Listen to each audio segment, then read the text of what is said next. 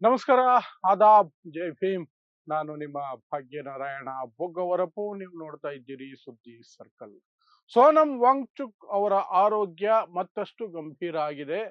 20ನೇ ದಿನಕ್ಕೆ ಕಾಲಿಡುತ್ತಿದ್ದಂತೆ ಅವರ ಆರೋಗ್ಯದಲ್ಲಿ ಬಹಳಷ್ಟು ಏರುಪೇರಾಗಿದೆ. ಬಟ್ ಆ ಪರಿಸ್ಥಿತಿಯಲ್ಲೂ ಸಹ ಅವರು ಒಂದು ವಿಡಿಯೋ ಸಂದೇಶವನ್ನು ಕೊಟ್ಟಿದ್ದಾರೆ, ನಾನು ಚೆನ್ನಾಗಿ ಇದ್ದೀನಿ ಅಂತ. ಇನ್ನೂ ಶಕ್ತಿ ಇದೆ ನನ್ನಲ್ಲಿ, ನನ್ನ ದೇಹದ ಸ್ನಾಯುಗಳು ಒಳಗೊಳಗೆ ನನಗೆ ತಿಂತ ಇದ್ದಾವೆ.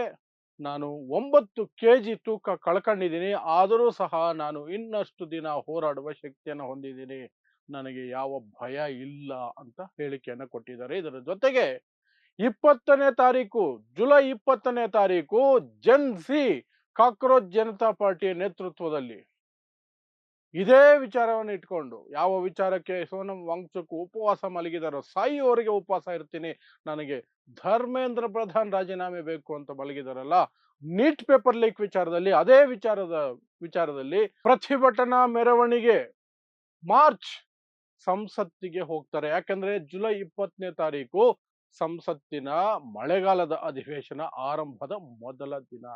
ಆರಂಭದ ದಿನ. ಅವತ್ತು 1.5 ಲಕ್ಷ ಜನ್ ಝಿ ಜಂತರ್ ಮಂತರ್ನಿಂದ ಪಾರ್ಲಿಮೆಂಟ್ಗೆ ಮಾರ್ಚ್ ಹೊರಡ್ತೀವಿ ಅಂತ ಅನೌನ್ಸ್ ಮಾಡ್ಕೊಂಡಿದ್ದಾರೆ. ಸೊ ಏನು ಇದಕ್ಕೆ ಸಂಬಂಧಪಟ್ಟಂತಹ ಸುದ್ದಿ ಮತ್ತು ಅಷ್ಟು ಜನ ಸೇರ್ತಾರ ಅನ್ನೋದಕ್ಕೆ ಒಬ್ಬರು ಆಶ್ವಾಸನೆ ಕೊಟ್ಟಿದ್ದಾರೆ. ಅದಕ್ಕಿಂತ ಹೆಚ್ಚಿಗೆ ಜನರನ್ನ ನಾನು ಕರ್ಕೊಂಡು ಬರ್ತೀನಿ, ನನ್ನ ಕಡೆಯಿಂದನೇ ಬರ್ತಾರೆ, ಬಿ ರೆಡಿ ಅಂತ. ಆ ವ್ಯಕ್ತಿ ಯಾರು, ಅವರು ಯಾಕೆ ಆ ಹೇಳಿಕೆಯನ್ನು ಕೊಟ್ಟಿದ್ದಾರೆ, ಅದನ್ನು ಸಹ ನಾನು ವಿವರಿಸುವಂತಹ ಪ್ರಯತ್ನವನ್ನು ಮಾಡ್ತೀನಿ. ಸೊ ನಿಮಗೆಲ್ಲ ಗೊತ್ತಿರೋ ಹಾಗೆ ಕಾಕ್ರೋಚ್ ಜನತಾ ಪಾರ್ಟಿಯ ಬ್ಯಾನರ್ ಅಡಿಯಲ್ಲಿ ಹೋರಾಟಗಾರ, ಪರಿಸರ ತಜ್ಞ ಸೋನಂ ವಾಂಗ್ಚುಕ್ ಕಳೆದ 19-20 ದಿನಗಳಿಂದ ಉಪವಾಸ ಮಲಗಿದ್ದಾರೆ. ಯಾಕೆ?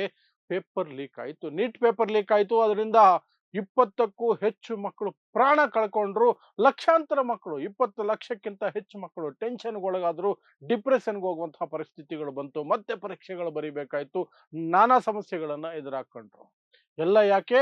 ಈ ಸರ್ಕಾರ, ಅಸಮರ್ಥ ಸರ್ಕಾರ ಒಂದು ಪರೀಕ್ಷೆ ಕಂಡಕ್ಟ್ ಮಾಡೋದಕ್ಕೆ ಅದಕ್ಕೆ ಯೋಗ್ಯತೆ ಇಲ್ಲ ಮೋದಿ ಸರ್ಕಾರಕ್ಕೆ. ಆ ಕಾರಣಕ್ಕೆ ಆ ಪರೀಕ್ಷೆಯನ್ನ ಕಂಡಕ್ಟ್ ಮಾಡುವ ಶಕ್ತಿ ಇಲ್ಲದಂತಹ ಶಿಕ್ಷಣ ಸಚಿವ ಧರ್ಮೇಂದ್ರ ಪ್ರಧಾನ್ ಆ ಕುರ್ಚಿಯಲ್ಲಿ ಇರಬಾರದು, ರಾಜೀನಾಮೆ ಕೊಟ್ಟು ತೊಲಗಬೇಕು, ಇಲ್ಲ ಮೋದಿ ಸರ್ಕಾರ ಅವರನ್ನ ವಜಾ ಮಾಡಬೇಕು ಅನ್ನೋದು ಇವರ ಬೇಡಿಕೆ.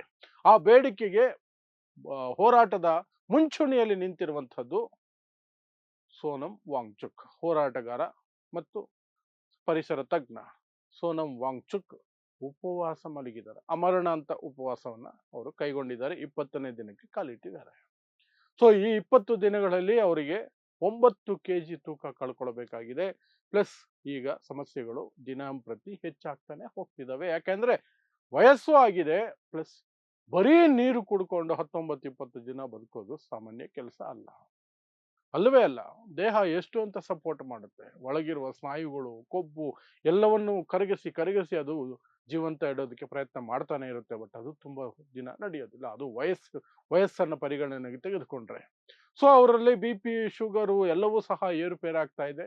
ಅವ್ರಿಗೆ ಎದ್ದು ನಿಂತ್ಕೊಳ್ಳುವಂತಹ ಶಕ್ತಿ ಅಂತೂ ಕಳ್ಕೊಂಡ್ಬಿಟ್ಟಿದ್ದಾರೆ. ಸಪೋರ್ಟ್ ಇಲ್ಲದೆ ಅವರು ಟಾಯ್ಲೆಟ್ಗೂ ಹೋಗೋಕ್ಕಾಗ್ತಿಲ್ಲ, ಅಂತಹ ಪರಿಸ್ಥಿತಿ ನಿರ್ಮಾಣ ಆಗಿದೆ. ಆದರೆ ಈ ಕ್ರೂರಿ ಸರ್ಕಾರ, ನರೇಂದ್ರ ಮೋದಿ ಸರ್ಕಾರ, ಓಕೆ, ನೋ ಪ್ರಾಬ್ಲಮ್, ಏನಾಗಲ್ಲ, ಸತ್ರೆ ಸಾಯ್ಲಿ ಅನ್ನೋ ತರ ಸೈಲೆಂಟ್ ಆಗಿದೆ.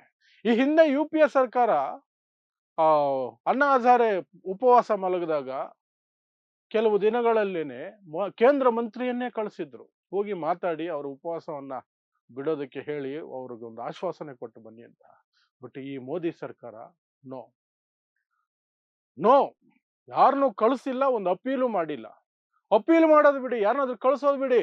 ಈಗೇನ್ ಮಾಡಿದ್ದಾರೆ ಅಂದ್ರೆ, ಸೋನಂ ವಾಂಗ್ಚುಕ್ ಉಪವಾಸ ಮಾಡ್ತಿರುವಂತಹ ಪ್ರದೇಶದ ಸುತ್ತಮುತ್ತ ಸೋನಂ ವಾಂಗ್ಚುಕ್ ಮುಖಕ್ಕೆ ಇಡುವ ಹಾಗೆ, ಸೋನಂ ವಾಂಗ್ಚುಕ್ ಅವರ ಪ್ರತಿ ಒಂದು ಮೂವ್ಮೆಂಟ್ ಸಹ ನೋಡುವ ಹಾಗೆ ಲೈವ್ ಅಲ್ಲಿ ಕ್ಯಾಮೆರಾಗಳನ್ನ ಅಳವಡಿಸ್ಬಿಟ್ಟಿದ್ದಾರೆ. ಕಂಬಕ್ಕೂ ಮರಕ್ಕೂ ಅವರ ಪ್ರತಿಭಟನಾ ಜಾಗದಲ್ಲಿ ಅವ್ರ ಕಡೆಗೆ ಸಿಕ್ಕಾಪಟ್ಟೆ ಕ್ಯಾಮೆರಾಗಳು, ಹೈ ರೆಸಲ್ಯೂಷನ್ ಕ್ಯಾಮೆರಾಗಳನ್ನ ಹಾಕ್ಬಿಟ್ಟಿದ್ದಾರೆ. ಸೊ ನರೇಂದ್ರ ಮೋದಿ, ಅಮಿತ್ ಶಾ, ಧರ್ಮೇಂದ್ರ ಪ್ರಧಾನ್ ಮನೇಲಿ ಕೂತ್ಕೊಂಡು ಹೊಟ್ಟೆ ತುಂಬಾ ಉಣ್ಕೊಂಡು, ಅದು ವಿದೇಶಿ ಅಣಬೆನೋ ಇನ್ನೆಂಥದ್ದು ಒಳ್ಳೆ ಫುಡ್ ಅನ್ನ ತಿನ್ಕೊಂಡು ಈ ಮನುಷ್ಯ ಉಪವಾಸ ಮಲಗಿರೋದನ್ನ ನೋಡೋದು ಲೈವ್.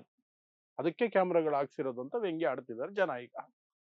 ಸೊ ಆ ಲೆವೆಲ್ಗೆ ಈ ಅಮಾನವೀಯವಾದಂತಹ ಗವರ್ನಮೆಂಟ್ ಇದೆ. ಇವ್ರ ಪ್ರಕಾರ ಕದ್ದು ಮುಚ್ಚಿ ಏನಾದ್ರು ತಿಂದ್ರೆ ಸಿಕ್ಬಿಡ್ಬೋದೇನೋ ಅಂತ ಅದೊಂದು ಲೆಕ್ಕಾಚಾರ ಇವ್ರದ್ದು. ಪ್ಲಸ್ ಯಾರ್ಯಾರು ಬಂದು ಹೋಗ್ತಿದ್ದಾರೆ, ಯಾರ್ಯಾರು ಮಾತಾಡಿ ಹೋಗ್ತಿದ್ದಾರೆ, ಅದೊಂದು ಲೆಕ್ಕಾಚಾರ. ಆ ಕಾರಣಕ್ಕಾಗಿ 10 ಕ್ಯಾಮರಾಗಳನ್ನ ಸುತ್ತ ಹಾಕಿಬಿಟ್ಬಿಟ್ಟಿದ್ದಾರೆ.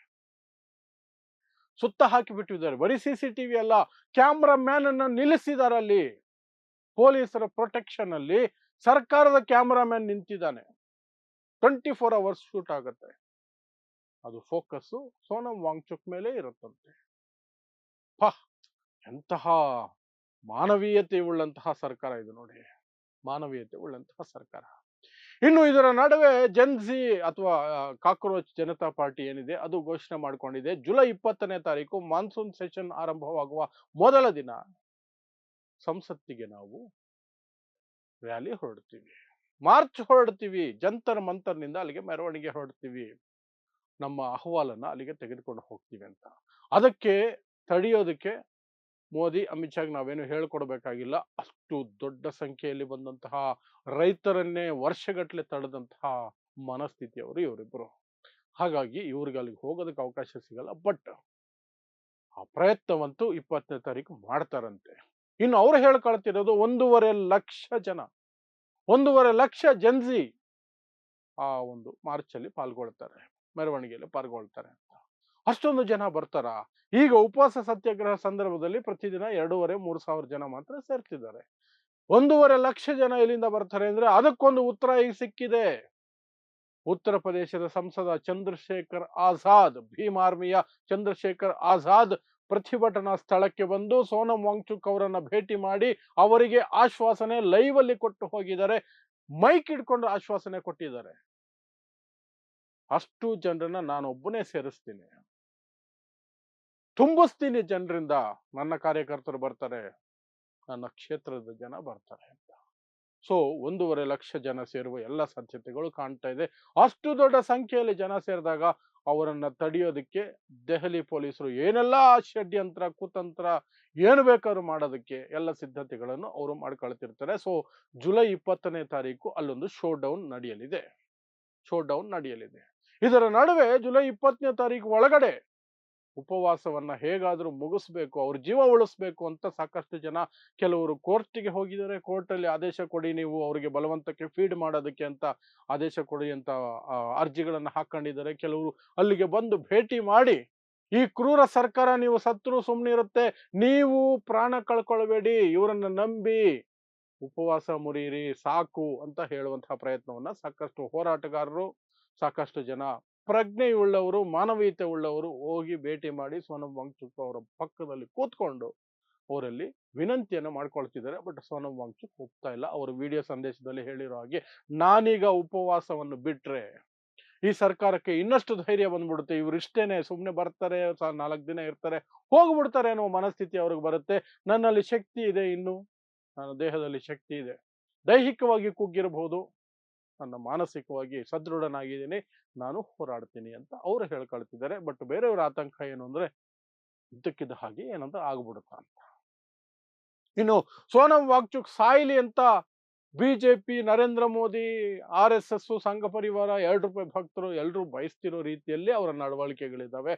ಅವರು ಮಾತ್ರ ಅಲ್ಲ, ಪ್ರತಿಪಕ್ಷ, ಅದರಲ್ಲೂ ವಿಶೇಷವಾಗಿ ಕಾಂಗ್ರೆಸ್ ಸಹ ಸೋನಂ ವಾಂಗ್ಚುಕ್ ಸಾಯಲಿ ಅಂತ ಕಾಯ್ತಿದೆ ಅನ್ನುವ ರೀತಿಯಲ್ಲಿ ಅವರು ಸಹ ಅವರ ಒಂದು ಮನಸ್ಥಿತಿಯನ್ನು ತೋರಿಸ್ತಾ ಇದ್ದಾರೆ, ಅವರ ನಡವಳಿಕೆಯನ್ನು ತೋರಿಸ್ತಿದ್ದಾರೆ. ಅದರ ಬಗ್ಗೆ ಸಂಪೂರ್ಣವಾದ ಒಂದು ವಿಡಿಯೋವನ್ನ ಇವತ್ತು ಬೆಳಗ್ಗೆ ಮಾಡಿದ್ದೆ, ಅದನ್ನ ನೀವು ನೋಡಬಹುದು. ಅವರು ಕಾಯ್ತಿದ್ದಾರೆ ಒಂದು ರೀತಿಯಲ್ಲಿ ಸೋನಂ ವಾಂಗ್ಚುಕ್ ಸಾಯ್ಲಿ ಅಂತ, ಯಾಕಂದ್ರೆ ಅವ್ರಿಗೆಲ್ಲ ರಾಜಕೀಯ ಲಾಭ ಸಿಗಬಹುದು ಅಂತ ಅವ್ರ ಲೆಕ್ಕಾಚಾರ ಇರಬೇಕು. ವಾಟ್ ಎವರ್ ಇಟ್ ಈಸ್, ಸದ್ಯಕ್ಕೆ ಇಷ್ಟೆಲ್ಲ ಬೆಳವಣಿಗೆಗಳಾಗಿದ್ದಾವೆ. ಈ ಬೆಳವಣಿಗೆಗಳ ನಡುವೆ ಜುಲೈ 20ನೇ ತಾರೀಕು ಈಗ ಒಂದು ಫ್ಲಾಶ್ ಪಾಯಿಂಟ್ ಆಗಿ ಕಾಣುವ ಎಲ್ಲ ಲಕ್ಷಣಗಳು ಕಾಣ್ತಾ ಇದೆ. ಅವತ್ತೇನಾಗುತ್ತೆ ಗೊತ್ತಿಲ್ಲ. ಅಷ್ಟರಲ್ಲಿ ಈ ಉಪವಾಸ ಏನಾಗುತ್ತೆ ಅನ್ನೋದ್ರ ಬಗ್ಗೆ ಸಹ ಸಾಕಷ್ಟು ಕುತೂಹಲ ಇದೆ. ಅದ್ರ ಬಗ್ಗೆಯೂ ಏನಾದರೂ ಅಪ್ಡೇಟ್ಗಳು ಬಂದ ತಕ್ಷಣ ನಿಮ್ಗೆ ತಿಳಿಸುವಂತಹ ಪ್ರಯತ್ನವನ್ನು ಮಾಡ್ತೇನೆ. ಸೊ ಇಂತಹದ್ದೇ ವಿಶೇಷ ಸುದ್ದಿಗಳಿಗಾಗಿ ನೋಡ್ತಾ ಇರಿ ಸುದ್ದಿ ಸರ್ಕಲ್. ನಾನು ನಿಮ್ಮ ಭಾಗ್ಯನಾರಾಯಣ ಬೊಗವರಪು.